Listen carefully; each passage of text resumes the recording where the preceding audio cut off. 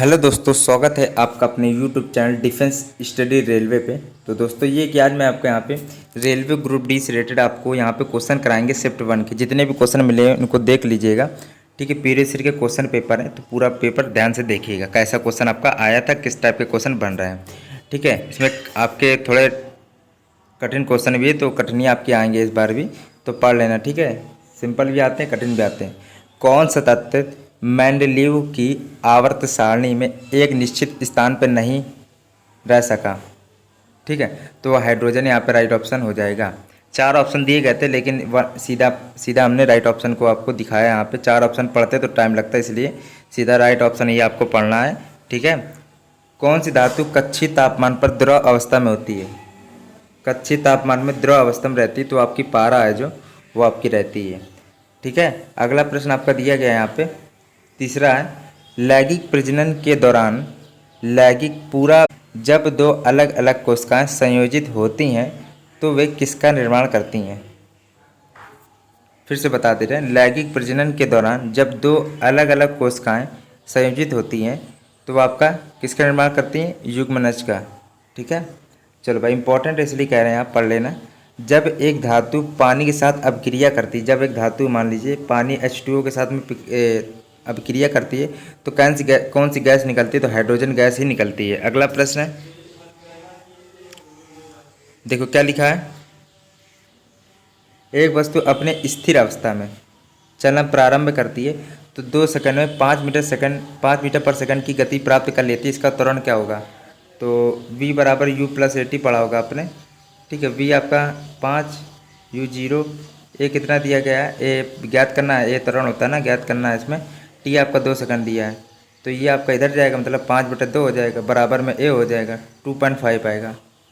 ठीक है, चलो 2.5 मीटर पर सेकंड स्क्वायर। अब ये आपको बता दें कि यहाँ पे हमने u0 क्यों लिया था, क्योंकि स्थिर अवस्था थी। स्थिर अवस्था लिख के आएगा या विराम अवस्था में लिख के आता है हमेशा, तो u आपकी वैल्यू हमेशा 0 ही होती है। अगला प्रश्न है आपका, एप्पल ने किस वर्ष आईपैड को मल्टीमीडिया डिवाइस के रूप में पेश किया? एप्पल ने किस वर्ष आईपैड को? तो 2010 ईस्वी में डिवाइस के रूप में पेश किया था। शक्ति को किस रूप में व्याख्यायित किया जाता है? कार्य करने की दर या फिर ऊर्जा स्थानांतरण की दर। ठीक है, अगला क्वेश्चन दिया गया है आपका, आपने पढ़ा होगा ना, पी देखो, पी बराबर होता है W/T, या W अपना कार्य करने की क्षमता होती है ना, कार्य करने की दर हो जाएगी W/T, और पी आपका शक्ति होता है, शक्ति की मात्रा का आपका वाट होता है। ठीक है, चलो वही परिभाषा दी गई है। प्रोटीन संश्लेषण में क्षार इवेंट से किसका निर्माण होता है?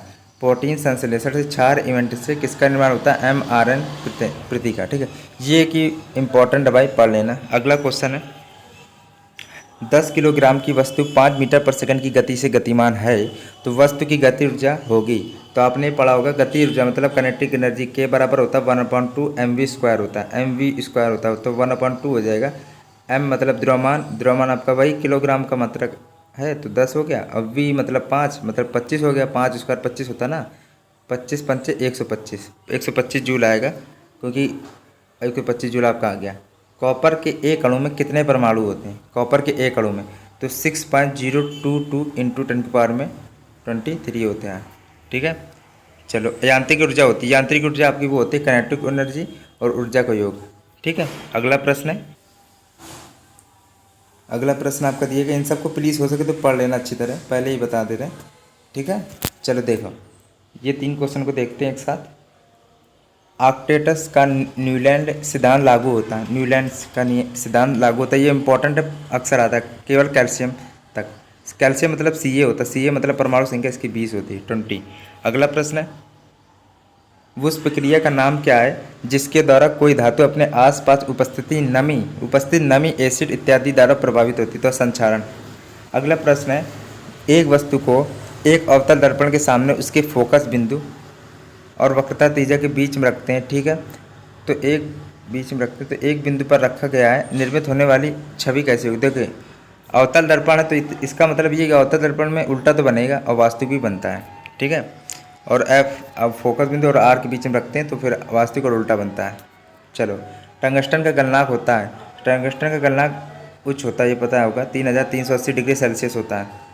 अगला प्रश्न है, अगला प्रश्न आपका दिया गया है, दक्षिण एशियाई खेल परिषद SASC का गठन किस वर्ष में हुआ था? फुल फॉर्म है ये। और किस वर्ष में हुआ था? तो 1983 ईस्वी में हुआ था। याद कर लेना, दक्षिण एशियाई खेल परिषद का गठन 1983 ईस्वी में हुआ था। अगला क्वेश्चन है, वेरी वेरी इंपॉर्टेंट है, पढ़ लेना। भारत का वायसराय, भारत के जो प्रथम वायसराय कौन था? तो लॉर्ड कैनिंग आपका भारत का प्रथम वायसराय था। अगला प्रश्न दिया गया है, भारत का सबसे नया पर्वत कौन सा है? नया पर्वत तो हिमालय है। और अगला प्रश्न है, सबसे लिखा क्या, भारतीय फिल्म निर्देशक गुरुदत्त का वास्तविक नाम क्या था? गुरुदत्त का वास्तविक नाम क्या था? शिव शंकर पादुकोण। ठीक है, इतना ही लिख के आता पेपर में, और ये भी पूरा याद करो, वसंत कुमार शिव शंकर पादुकोण। अगला प्रश्न है, चलो, कभी कहता है आधा लिख के आता है, कभी कहता है पूरा नाम लिख के आता है।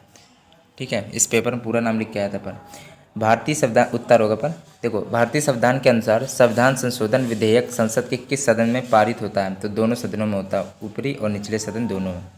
ठीक है, अगला उच्च सदन और निम्न सदन में, दोनों में। ठीक है, अगला दिया गया, भारत किसका उपभोक्ता और आयातक का सबसे बड़ा उत्पादक है? तो दाल का है।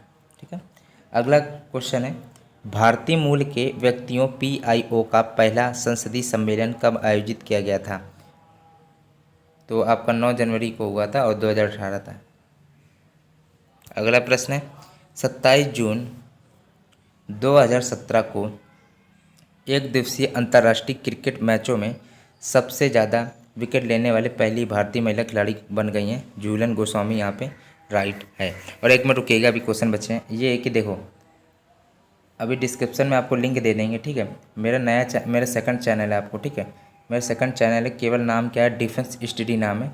तो प्लीज़ हो सके उसको सब्सक्राइब कर लीजिएगा, केवल सब्सक्राइब करके रख लीजिएगा। उसमें भी मैंने काफ़ी वीडियो पढ़ाए, आप प्ले लिस्ट में जाकर देख सकते हैं। ठीक है, लगभग मान के चलिए 1000 वीडियो उसमें डले हैं, आपने अभी तक उसको चेक नहीं किया होगा। प्लीज़ हो सके डिफेंस स्टडी चैनल को भी सब्सक्राइब कर लीजिए हो सके तो। ठीक है, उसमें भी काफ़ी क्वेश्चन मैंने कराए हैं, डिस्क्रिप्शन में लिंक डाल देंगे। अगला प्रश्न दिया गया, आराम से कर लेंगे। चलो, प्रायः खबरों में रहने वाली आन सान सू की संबंध किस देश से है? तो आपकी म्यांमार से। ये सब पढ़ लेना। अगला है, देखो इतने ही क्वेश्चन थे। अब ये कि 25 क्वेश्चन लगभग थे। कितने क्वेश्चन थे? 25 क्वेश्चन मिले थे हमें। किस शिफ्ट में? इस शिफ्ट में आपको 25 क्वेश्चन मिले रेलवे ग्रुप डी से रिलेटेड। दिन तारीख तारीख देख लीजिए, दिन महीना सब देख लीजिए। शिफ्ट फर्स्ट थी। ठीक है, चलो 2018 की।